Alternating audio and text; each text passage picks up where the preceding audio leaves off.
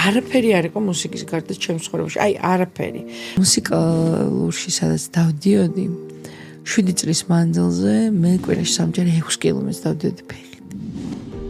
ანუ სახლამდე დაუბრუნებულიყო. ზამთარში, ზამხულში, წვიმაში, სიცივეში. და აი რამდენი კილომეტრი მაქვს გავლილი ხოთო რომ გითხრით რომ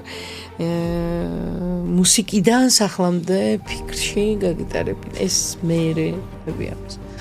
და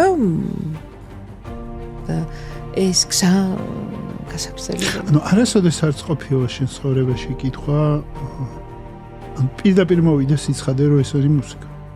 ხო, ასე იყო. არა სხვა რამე არ ყოფილა.